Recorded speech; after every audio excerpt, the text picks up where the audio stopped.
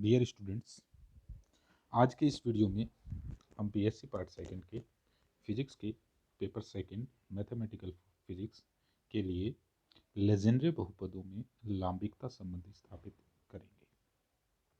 तो orthogonality relation of Legendre polynomials. तो Legendre बहुपदों में लांबिकता संबंध को निम्न समाकल द्वारा प्रदर्शित करते हैं। तो ये जो हमने यहाँ समाकलन दिखाए हैं दो, जब m is not equal to n तो पी एन एक्स का -1 से 1 के मध्य समाकलन 0 के बराबर होता है। The integration of P N X between -1 to 1 is equal to 0। और जब m इक्वल्स टू n है तो उस स्थिति में यह समाकलन 2/2n+1 के बराबर होता है। चूँकि हम जानते हैं, पहले हम पढ़ चुके हैं कि लेजेंड्रे बहुपद पी एन एक्स लेजेंड्रे अवकल समीकरण का हल है। इसलिए इस समीकरण में पी एन एक्स का उपयोग करने पर, तो जहां हम लेजेंड्रे समीकरण के अंदर y उपयोग में लेते हैं तो y equals to P N X रखने पर, ठीक है, तो पी एन एक्स रखने पर ये हमारी लेजेंड्रे समीकरण जो है अवकल समीकरण इस प्रकार से लिखी जा सकती है।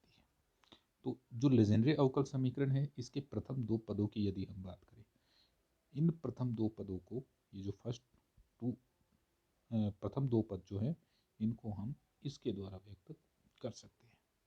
तो इसके द्वारा व्यक्त करें तो किस प्रकार से, देखिए हमने कहा इसका हमें, ये जो टर्म है ब्रैकेट में, इसका हमें x के रेस्पेक्ट में एक बार अवकलन करना है।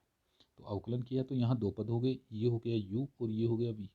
तो पहले इसको हमने रोककर इसका अवकलन किया, तो अवकलन किया तो ये हो गया 1 - x² d² P N X D X upon D X. फिर उसके बाद में हमने इसको रोका और इसका अवकलन किया तो ये हो गया D P N X upon D X -2x। Bracket का कितना हो गया, -2x। तो देखें ये वाली टर्म इसके बराबर है और ये वाली टर्म इसके बराबर है। इसका मतलब इन प्रथम दो पदों को हम इस प्रकार से भी लिख सकते हैं।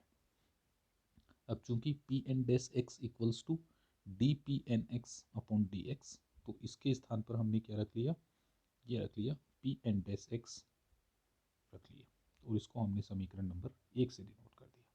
अब समीकरण 1 को पी एम एक्स से गुणा कर -1 से 1 के बीच x के सापेक्ष समाकलन करने पर, तो जो समीकरण 1 थी, इस समीकरण 1 में इधर हमने मल्टीप्लाई कर दिया पी एम एक्स से और इधर हमने मल्टीप्लाई कर दिया पी एम एक्स से, और इसका समाकलन कर दिया -1 से 1 के बीच में, और इसका समाकलन हो गया -1 से 1 के बीच में, और हमने लिख ली समीकरण नंबर। ये समीकरण जो है ये हमने लिख ली। अब जो हमारा प्रथम पद है, इस प्रथम पद का खंड समाकलन करने पर, तो जो फर्स्ट टर्म है इस टर्म का इंटीग्रेशन बाय पार्ट्स करने पर, तो इंटीग्रेशन बाय पार्ट्स करें तो हमने कहा सबसे पहले हम प्रथम पद को रोकते हैं और इसका हम समाकलन कर लेते हैं। क्योंकि इस टर्म का ऑलरेडी अवकलन है, तो जब इसका समाकलन करेंगे तो समाकलन ये इसके बराबर आ जाएगा। तो इसका समाकलन हो गया 1 - x² P N dash X, और लिमिट रख ली -1 से 1 के बीच में। अब माइनस पूरे का समाकलन, और इसका हम क्या कर देंगे, अवकलन कर देंगे। तो ये हो गया -1 से 1 P M dash X 1 - x² P N dash X और डी एक्स, और इसका समाकलन अवकलन हो गया, ठीक है। और अगला पद एज इट इज लिख लिया। तो देखो हम जब यू वी, और इसका हमको क्या करना है, समाकलन करना है। u is function of x, v is function of x।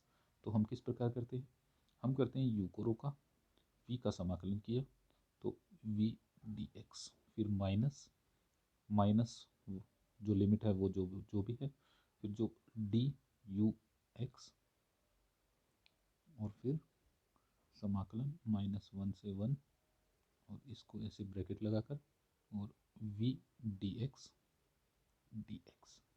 इस प्रकार से करते हैं। तो इस प्रकार से ये जो है ये हमने समाकलन कर लिया इस पद का, और दूसरा पद हमने एज इट इज लिख लिया। अब हम देखें इस समीकरण में प्रथम पद की यदि हम बात करें तो जब हम अपर लिमिट रखते हैं तो टर्म 1 माइनस एक्स स्क्वायर के कारण हमें 0 प्राप्त होता है। जब लोअर लिमिट रखते हैं तो लोअर लिमिट से भी 1 माइनस एक्स स्क्वायर के कारण ये जो पद है ये शून्य हो जाता है। तो उपरोक्त समीकरण में प्रथम पद शून्य के बराबर होता है, तो इसको हमने क्या किया, छोड़ दिया, शून्य के बराबर हो गया और बाकी दो पद हमने एज इट इज लिख लिया। अब इसको हमने समीकरण 2 से डिनोट कर दिया। समीकरण 2 में m को हम n से प्रतिस्थापित कर देते हैं और n को हम m से प्रतिस्थापित कर देते हैं। तो ये जो समीकरण आ गई ये इस प्रकार से लिखी जाएगी। देखिए m की जगह यहाँ हमने n लिख लिया, यहाँ m की जगह हमने n की जगह m लिख लिया, n की जगह m, n की जगह m, n की जगह m और m की जगह n लिख लिया। ठीक है, ये m की जगह यहाँ n हो गया और ये n की जगह यहाँ m हो गया और ये हो गया समीकरण नंबर 3। अब समीकरण 2 में से 3 को घटा देते हैं। 2 में से 3 को घटाया तो ये टर्म प्लस की हो जाएगी, ये माइनस हो जाएगी, तो ये दोनों टर्म कैंसिल, ये बची और ये बची, जिसमें समाकलन दोनों के अंदर इक्वल है, कॉमन ले लिया तो इसको लिख लिया n+1 माइनस m+1। तो हमारे पास समीकरण 2 और 3 से टर्म जो है इस प्रकार से प्राप्त होती है। इसको n को अंदर मल्टीप्लाई किया तो हो गया n² plus n minus m² plus minus m। तो इसको हमने अलग से सॉल्व कर लिया, तो n² plus n minus m² minus m, तो n और m को एक साथ लिख लिया, n माइनस m हो गया, n² माइनस m² को एक साथ लिख लिया, ये लिख लिया। अब इसका हमने क्या कर लिया, गुणनखंड, इसका हमने फैक्टर किया तो ये हो गया n minus m n plus m, n minus m यहाँ भी है, n माइनस m यहाँ भी है, तो ये हो गया n minus m n plus m+1। तो इसके स्थान पर हमने क्या लिख लिया, n minus m n plus m+1, ये टर्म आ गई।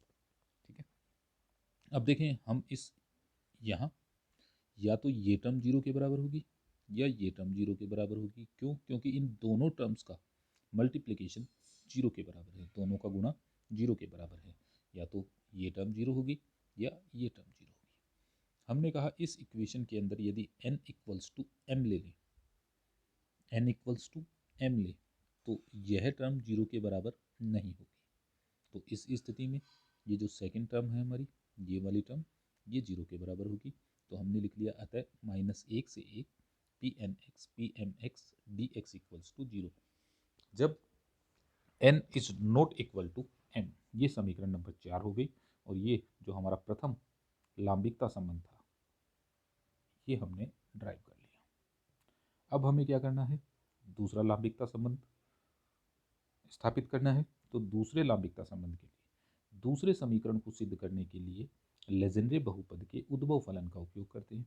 तो लेजेंड्रे बहुपद का उद्भव फलन हमने पहले जो पिछले वीडियोज उसमें हमने दिया था कि लेजेंड्रे बहुपद का उद्भव फलन 1 minus 2xt plus T square की होल पावर माइनस हाफ होता है। ठीक है, तो उद्भव फलन के विस्तार में ये टी एन का गुणांक होता है लेजेंड्रे बहुपद, तो टी एन का गुणांक हमने लिख लिया n इक्वल्स टू 0 से infinitive P N X T N. इस समीकरण का हमने वर्ग कर दिया, तो इस समीकरण का वर्ग करें तो ये वाली टर्म जो है ये माइनस हाफ थी, ये -1 हो गई। इसका हम करेंगे तो हमने इस प्रकार से किया। ठीक है, ये किस प्रकार लिखा है एक बार इसको हम चेक कर लेते हैं। तो देखो हमारे पास था summation P N X T N, तो हमने कहा 0 से लेकर इन्फिनेटिव तक है, तो हमने एक बार 0 से 1 तक लिया, 0 से 1 तक इसका हमने विस्तार किया। विस्तार करने पर p0x टी की पावर 0 प्लस p1x टी की पावर 1, इसका हमें क्या करना है, स्क्वायर करना है, तो स्क्वायर इस प्रकार हो गया। ठीक है, इसका स्क्वायर किया तो हमने लिखा p0x स्क्वायर t0 का स्क्वायर, फिर प्लस इसका स्क्वायर कर लें p1 square x T1 square plus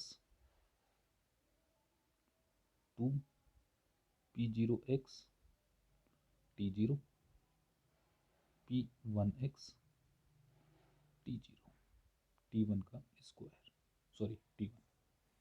अब हमने कहा अगर यहाँ देखें तो P0 स्क्वायर x है, तो इसका मतलब यहाँ पर n इक्वल्स टू m के लिए हो गया। सिमिलर ये जो टर्म है ये भी n इक्वल्स टू m के लिए होगी।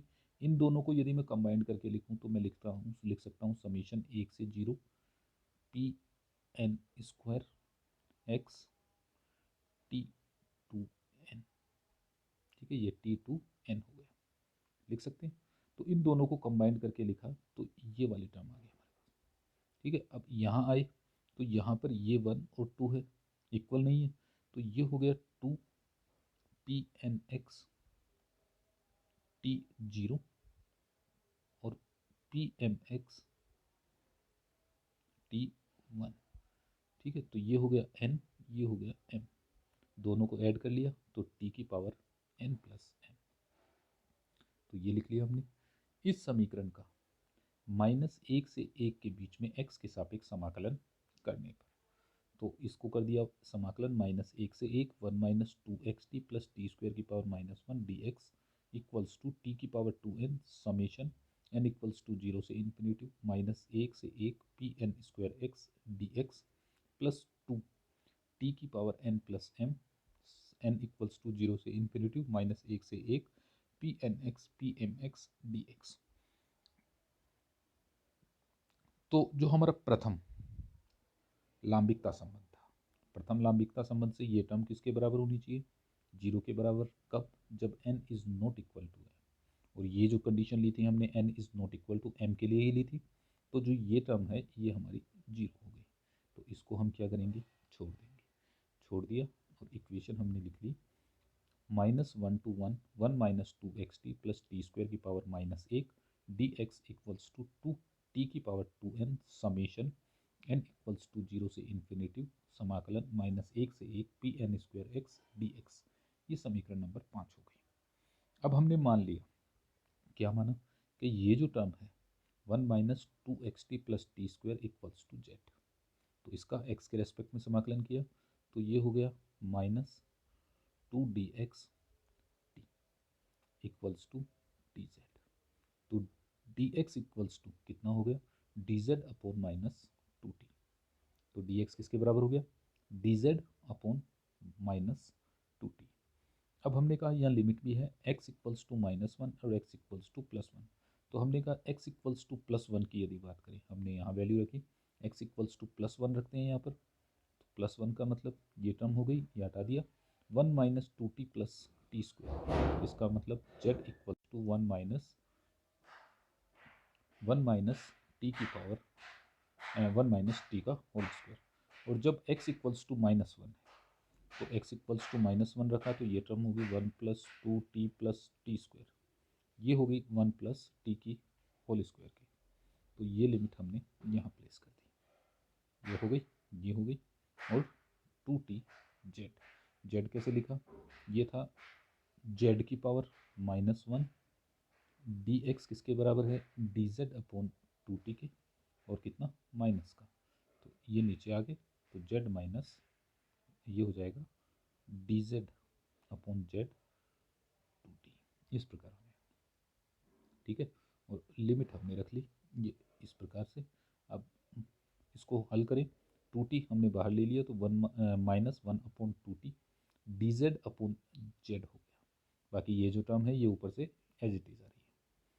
तो इसका हमने समाकलन किया, dz अपॉन z का समाकलन log z के बराबर, ये हमने लिख लिया 1 माइनस टी की power whole square 1 plus T की पावर होल स्क्वायर, लिमिट लगा दी, लिमिट अप्लाई की, लिमिट अप्लाई करने पर यहाँ हो गया log z 1 माइनस टी की स्क्वायर, स्क्वायर पावर पहले उतर जाएगी तो ये हो गया 2 log of 1 minus T minus 2 log of 1 plus T, ये हो गया। अब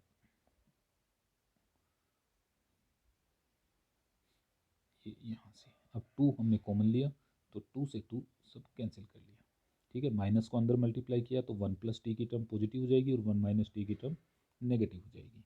अब log 1 प्लस टी की हमने सीरीज़ खोल ली, सिमिलर log 1 माइनस टी की सीरीज़ हमने खोली, तो log 1 प्लस टी की सीरीज़ होती है t minus t square upon 2 plus t cube upon 3 minus T की power 4 plus and so. Similar इसकी हम खोलेंगे तो minus t square upon 2 minus t cube upon 3 minus T की पावर 4 एंड सो ऑन, और ये टर्म हमारी minus बीच में है। जब हम इसे हल करते हैं तो हम देखते हैं कि माइनस माइनस प्लस, और ये माइनस माइनस भी प्लस, तो ये सारी टर्म प्लस की हो जाएंगी। तो ये जब सब टर्म प्लस की होंगी तो ये वाली टर्म इससे कैंसिल हो जाएगी, ये वाली टर्म इससे कैंसिल हो जाएगी। तो हमारे पास टी की टर्म बचेगी तो 2t प्लस 2t क्यूब, इससे अगली प्लस 2t 5/5, ये टर्म जो है ये कंटिन्यूस बचती है।